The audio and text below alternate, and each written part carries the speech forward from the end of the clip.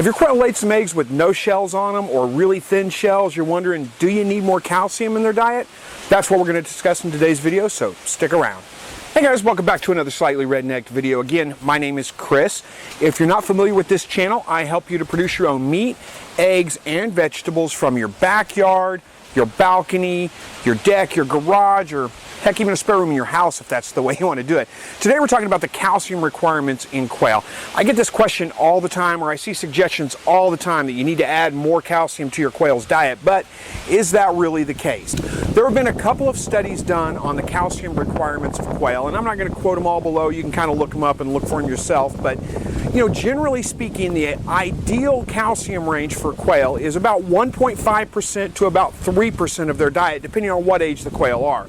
The older they are, the more calcium they need, but no more than about 3%. If you go over about 3%, most studies have found that quail suffer a little bit of a higher mortality rate at that point, and also it can cause problems with your hatchability of your eggs. So if you're hatching your eggs, what it can do is cause the eggshells to be too thick, so the baby chicks can't pip the eggshell and can't get out of the eggshell. So your hatch rates go way down if you have too much calcium in your quail's diet.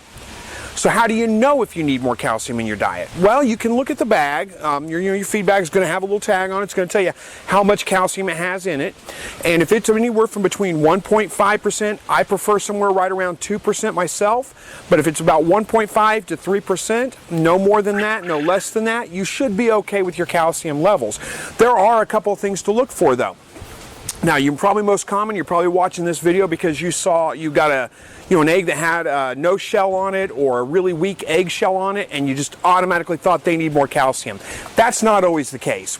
Especially when the birds first start laying, they're like practice eggs. They're going to lay a lot of really weird eggs, really tiny eggs, great big double yolk eggs, eggs with no shell on them, sometimes a thin shell, sometimes a really thick shell. It's just the first eggs that the birds lay, and it's not even that uncommon with older birds, especially when they first come into laying in the season, like they've stopped laying for a while and then they first get back into laying. That's not necessarily an indicator that their calcium levels are low. If you get a lot of those eggs over an extended period of time, that can be an indicator, and that may mean you need to add a little extra calcium to their diet. Other things to look for, especially in your older birds, if you've got birds that are over about a year old, is if they really do have a calcium deficiency, you may not notice it in the eggs before you start noticing it in the birds themselves. What you would want to look for is things like leg problems, where they have problems walking, where there's no real sign of injury. You can't tell what they've done necessarily. It's not like bumblefoot or anything like that, but they just have a problem walking. They can't stand upright on their legs. Those kinds of things, those are generally where the bird's going to display that they've got a calcium deficiency. And again, that's going to be in your older birds mostly. So, assuming that you do need to add more calcium to your bird's diet, there are a couple of things that you can use. Crushed oyster shell, if I can speak today. Crushed oyster shell is a good way to supplement your quail's calcium.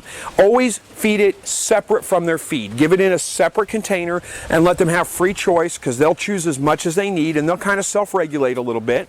But don't mix it in with their feed, because again, you don't want to give them too much calcium. Let them choose when they need more calcium. They have kind of a way of knowing if they need it or not, and they'll eat just as much as they need. Dolomitic lime is another thing, like garden lime, what you would add to your garden to increase the pH, or is it decrease the pH? To neutralize the pH, whichever one it is, I forget, I get them backwards all the time. But Dolomitic lime, now there's different kinds of lime, make sure you get the right one. Garden lime, Dolomitic lime, that's what you want. The other kind of lime is caustic, can burn your animals and can cause lots of problems. Don't use that. But regular Dolomitic lime you can buy at any garden supply store. That's a good source of calcium. You can give it to your birds. It comes in a kind of a dusty kind of it's just basically dust. It's pulverized limestone is what it is, but it's calcium carbonate and magnesium. Which brings me to another point. Sometimes when you have problems with your eggs, it may not be a calcium deficiency, but it may be a phosphorus or a magnesium deficiency that's causing that. Because there can be plenty of calcium in the quail's diet, but if they don't have the right levels of phosphorus and magnesium, then they can't absorb that calcium properly, and it can get binded up in their gut and all kinds of things like that. So, you know, generally speaking, most of your game bird starters, your game bird maintainers, any of those kinds of feeds are going to be just fine with the levels of magnesium and phosphorus. Phosphorus needs to be, if I remember right, somewhere around 0.35%, something like that.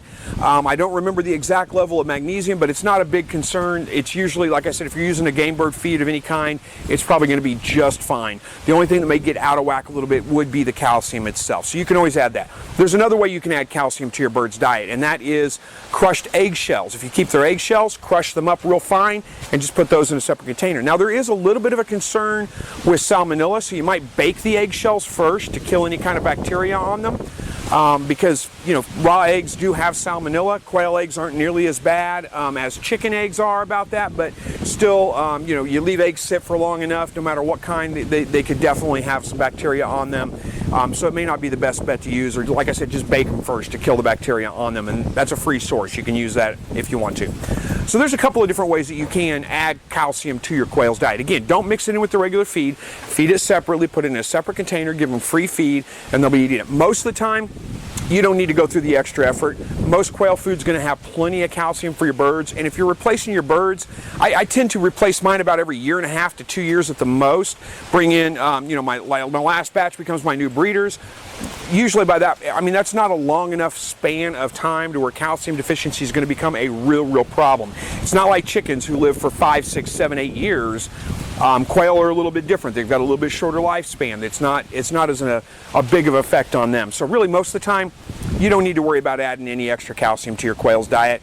The game bird feed that you feed them is going to have plenty in it, and it's not a major concern. But if you do want to add it, by all means, go for it, do it. Just don't assume the very first egg you get that has no shell or has a weak shell on it is a sign that they need more calcium. That's usually not the case. It's usually just, again, a practice egg, a starter egg, whatever. Those are very common, and it's nothing to be concerned about. So hopefully you learned something from this video. Let me know your experience below.